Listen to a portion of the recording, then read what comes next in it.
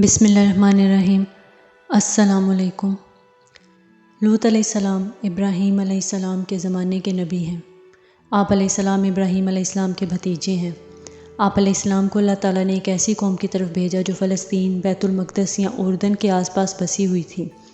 یہ سرزمین سرسبز اور شاداب تھی اور یہاں پر ہر طرح کا اناج اور پھل کی کثرت تھی۔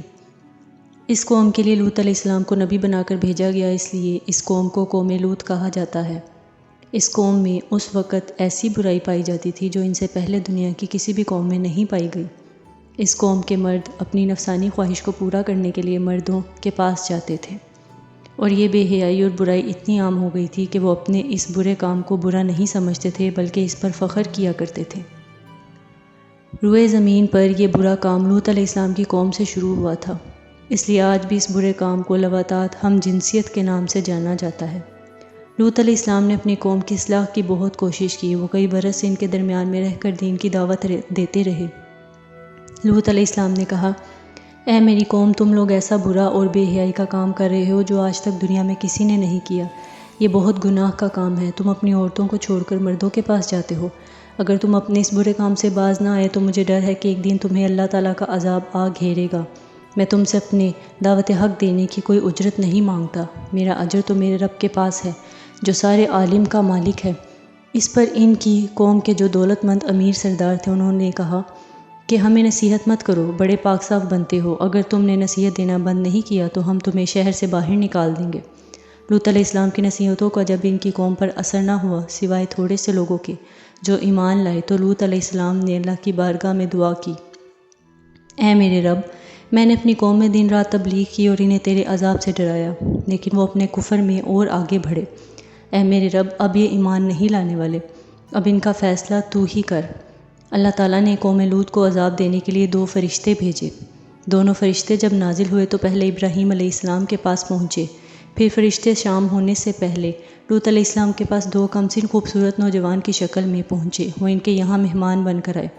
لوط علیہ السلام کو اپنی قوم کے لوگوں کی خباثت کا پتہ تھا، اس لیے جب انہوں نے اپنے کمسن خوبصورت نوجوان مہمانوں کو دیکھا تو غمگین ہو گئے اور دل ہی دل میں کہنے لگے، آج کا دن بڑی مصیبت کا دن ہے۔ انہیں ان کی فکر لاحق ہوئی کہ کہیں ان کی قوم کے لوگ ان کے مہمانوں کے ساتھ کوئی برا کام نہ کریں، اس لیے وہ جلدی سے اپنے مہمانوں کو اپنے گھر کے اندر لے گئے۔ لیکن ان کی بیوی دوڑتی ہوئی گئی اور اپنی قوم کے بڑے امیر سرداروں اور بدکاروں کو اپنے گھر میں آئے ہوئے مہمانوں کی خبر دے دی۔ قوم کے بد کردار لوگ لوط علیہ السلام کے گھر آ پہنچے اور لوط علیہ السلام سے کہا، ان لڑکوں کو ہمارے حوالے کر دو۔ لوط علیہ السلام نے کہا، یہ میرے مہمان ہیں، میں ان کو ہرگز تم لوگوں کے حوالے نہیں کروں گا۔ تمہیں اللہ کا واسطہ ہے میرے مہمانوں کے سامنے مجھے ذلیل اور رسوا نہ کرو۔ کیا تم میں سے کوئی بھی بھلا آدمی نہیں ہے؟ اور قوم کی عورتوں کی طرف اشارہ کرتے ہوئے کہا، یہ میری بیٹیاں ہیں، تم ان سے نکاح کر لو اور اپنی نفسانی خواہشات کو ان سے پورا کر لو۔ لیکن ان کی قوم کے لوگ نہیں مانے اور کہا، تم اچھی طرح جانتے ہو کہ ہم کیا چاہتے ہیں، ہم تمہیں کل تک کی مہلت دیتے ہیں، کل صبح کے بعد تم ہمیں روک نہ پاؤ گے۔ یہ کہہ کر وہ لوگ چلے گئے۔ اپنی بے بسی پر لوط علیہ السلام کی آنکھوں میں آنسو آ گئے۔ وہ چاہ کر بھی اپنے مہمانوں کی حفاظت نہیں کر سکتے تھے، وہ کیونکہ ان کی قوم کے بدکار لوگ تعداد میں بہت زیادہ اور طاقتور تھے۔ لوط علیہ السلام نے کہا، اے کاش مجھ میں تم سے مقابلے کی قوت ہوتی یا میں کسی زبردست کا آسرا پکڑتا۔ تب فرشتوں نے کہا، ہم عذاب کے فرشتے ہیں۔ اے لوط علیہ السلام، گھبرانے کی ضرورت نہیں ہے، ہم تک تو کیا اب وہ تم تک بھی نہیں پہنچ سکیں گے۔ اللہ تعالیٰ نے ہمیں آپ کی قوم کو عذاب دینے کے لیے بھیجا ہے۔ آپ اور آپ کے ساتھ جو لوگ بھی ایمان لائے ہیں، صبح صادق سے پہلے اس بستی کو چھوڑ کر دور چلے جائیں، اور خبردار کوئی مڑ کر پیچھے نہ دیکھے۔ اب ان گنہگاروں میں سے کوئی نہیں بچنے والا۔ لوط علیہ السلام اور جو لوگ ان کے ساتھ ایمان لائے وہ صبح صادق سے پہلے بستی چھوڑ کر چلے گئے۔ صرف لوط علیہ السلام کی بیوی پیچھے رہ گئی کیونکہ وہ بھی کافر تھی۔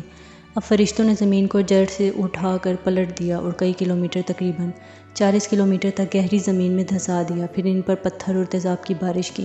اس طرح ان گنہگاروں کا نام و نشان مٹا دیا گیا اور کوئی بھی نہ بچ سکا۔